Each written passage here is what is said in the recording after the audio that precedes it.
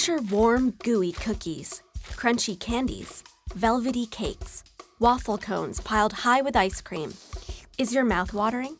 Are you craving dessert? Why? What happens in the brain that makes sugary foods so hard to resist? Sugar is a general term used to describe a class of molecules called carbohydrates, and it's found in a wide variety of food and drink. Just check the labels on sweet products you buy. Glucose, fructose, sucrose, maltose, lactose, dextrose, and starch are all forms of sugar. So are high fructose corn syrup, fruit juice, raw sugar, and honey. And sugar isn't just in candies and desserts. It's also added to tomato sauce, yogurt, dried fruit, flavored waters, or granola bars. Since sugar is everywhere, it's important to understand how it affects the brain. What happens when sugar hits your tongue? And does eating a little bit of sugar make you crave more? You take a bite of cereal. The sugars it contains activate the sweet taste receptors, part of the taste buds on the tongue. These receptors send a signal up to the brainstem, and from there it forks off into many areas of the forebrain, one of which is the cerebral cortex. Different sections of the cerebral cortex process different tastes: bitter, salty, umami, and in our case, sweet.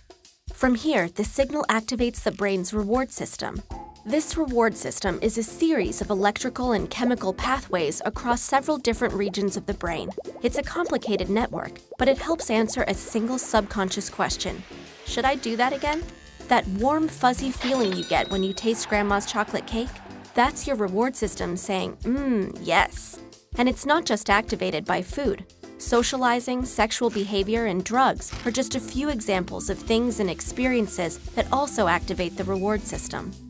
But overactivating this reward system kickstarts a series of unfortunate events: loss of control, craving, and increased tolerance to sugar. Let's get back to our bite of cereal. It travels down into your stomach and eventually into your gut. And guess what? There are sugar receptors here too. They're not taste buds, but they do send signals telling your brain that you're full, or that your body should produce more insulin to deal with the extra sugar you're eating.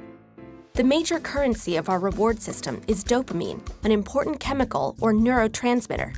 There are many dopamine receptors in the forebrain, but they're not evenly distributed. Certain areas contain dense clusters of receptors, and these dopamine hotspots are a part of our reward system. Drugs like alcohol, nicotine, or heroin send dopamine into overdrive, leading some people to constantly seek that high. In other words, to be addicted. Sugar also causes dopamine to be released, though not as violently as drugs. And sugar is rare among dopamine-inducing foods. Broccoli, for example, has no effect, which probably explains why it's so hard to get kids to eat their veggies. Speaking of healthy foods, let's say you're hungry and decide to eat a balanced meal.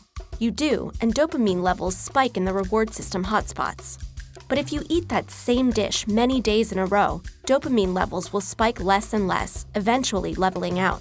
That's because when it comes to food, the brain evolved to pay special attention to new or different tastes. Why? 2 reasons. First, to detect food that's gone bad.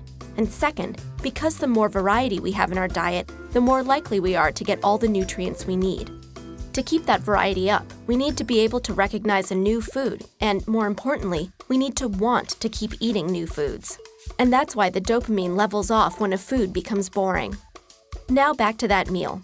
What happens if in place of the healthy, balanced dish, you eat sugar-rich food instead? If you rarely eat sugar, or don't eat much at a time, the effect is similar to that of the balanced meal. But if you eat too much, the dopamine response does not level out. In other words, eating lots of sugar will continue to feel rewarding. In this way, sugar behaves a little bit like a drug. It's one reason people seem to be hooked on sugary foods. So think back to all those different kinds of sugar. Each one is unique, but every time any sugar is consumed, it kickstarts a domino effect in the brain that sparks a rewarding feeling. Too much too often, and things can go into overdrive.